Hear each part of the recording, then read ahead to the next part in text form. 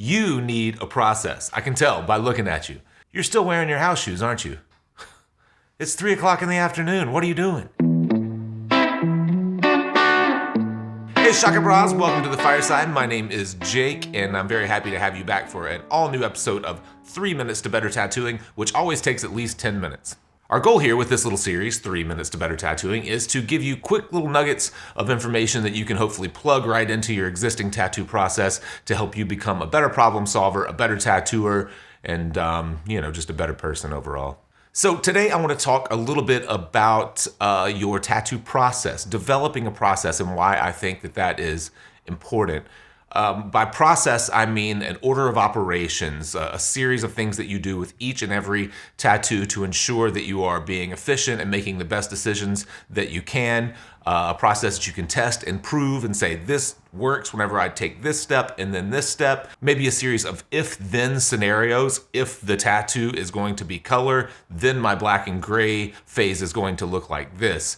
If this tattoo is going to be on a bicep, then I'm going to lay the design out this way. So an example of a tattoo process for a beginner might be something as simple as I do all of my lines, then I build up and sculpt the lines that I want to be heavier, then I do my grayscale, and then I lay the color on top of that, and then the tattoo is finished. That would be a very kind of traditional approach to tattooing that a lot of people stick with their entire lives. Now, a process like that for a beginner is obviously very valuable. For one thing, it helps their mentor to determine where their sticking points are. Are they having a hard time getting solid lines in the skin? If so, we know that before we've even moved on to the grayscale, or if they're having a hard time knowing where to put grays, we know that before we get to the color, and it helps people to kind of problem solve and iterate in little bitty chunks, right? Well, adopting a process like that also prepares you for later in your tattoo career whenever you are doing larger, more complex projects. I want to use an example here of a tattoo that I worked on a couple of months back on my buddy Alex Diaz and explain to you how my process, or at least this small sliver of my process, came into play and why it was so important as I worked on this leg sleeve. So something that I've found as I've moved into larger scale tattooing over the last decade or so is a lot of times when you're working on a tattoo that might take 60, 80, 100 hours, you end up with people's lives getting in the way. Their jobs transfer them. They have changes in family situations where they can't afford to get tattooed. And all of these things disrupt the kind of natural flow that you're in whenever you're working on a piece regularly, say month after month, or 6 times a year or something like that. And this was one of those situations. My friend Alex here, we started a full leg sleeve probably 4 or more years ago, and he was transferred out of state, and I haven't seen him in all that time. And he reached out and asked if we could do some work on his leg. He was going to be in for back-to-back days, so I was going to work on him for 2 full days. Obviously, it's important that I get as much done in those 2 days as possible. The challenge is that I haven't seen this tattoo in years, and I barely remembered what it looked like.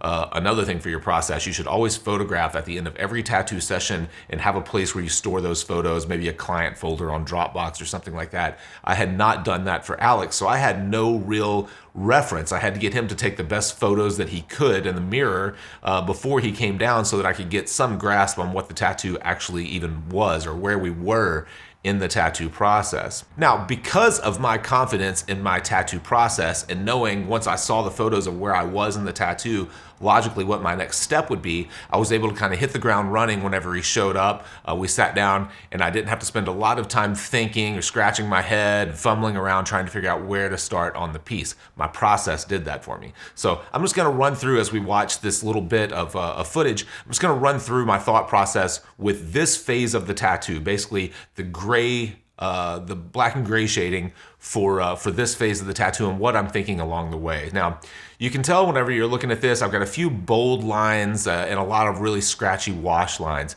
My process does not depend on solid line work at the first of the tattoo. I like to render and finish my lines at the very end of the tattoo. I think that they give me a nice little extra punch where I can intensify some areas, push contrast in some areas, and kind of reestablish the hierarchy or the star of my composition. So lines are not a big deal to me on the front end. The next question that I ask myself is this tattoo going to be black and gray, finished black and gray, or is it going to be color? Completely affects my approach to the grayscale. Now this tattoo is going to be color.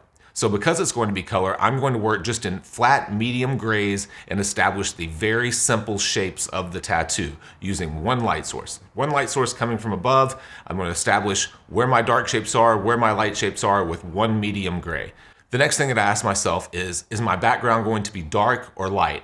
I typically work from background to foreground. Now, since I'm working in gray and the background for this tattoo is going to be light, it's water in the background, and I have these focal points in the in the foreground with the octopus and the woman's head. I left the background alone and I immediately started doing my shading in the foreground. Now, it might appear that I'm just jumping straight into all the detailed areas and rendering a lot of detail right off of the bat. But if you pay closer attention, you'll see that I'm treating the entire upper part of the head as one simple sphere with light coming from above. The same thing working on the nose. I'm working on the underside of the nose where the nose would be in shadow, and I'm leaving the top side of the nose completely skin tone. I'm only working in medium tones and on the shadow sides of each shape. So by limiting my options and knowing that I'm only working in medium and medium dark grays, I'm only addressing the shadow sides of the shapes, and I know that I'm using a single light source that's coming straight from above. It allows me to quickly and efficiently move through each area of the tattoo, treating them all the same.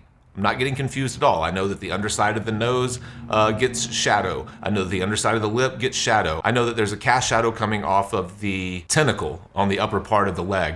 And all these things allow me to be consistent as I move through the tattoo.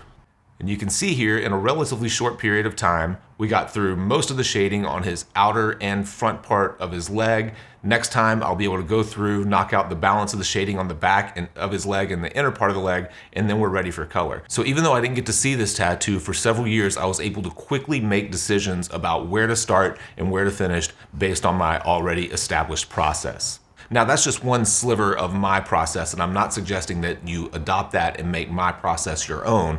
What I am suggesting that you do is pay attention to what you're doing, pay attention to what's working and what's not, and try to focus on the things that are working. Try to be more efficient in getting from A to B. Break your design and your tattoo process down into chunks. Shapes first, values second, edges third, color fourth, or something like that, and try to approach them the same way each time. And at the end of each tattoo, go back and ask yourself, fact check yourself. What worked? What didn't work? What if I had done this instead of that? Where did I waste a lot of time? Where did I spend 30 minutes that really at the end of the tattoo didn't make much of a difference at all? Now, I'm sure I'm well over 3 minutes, but I do want to make one quick shameless plug before I wrap up.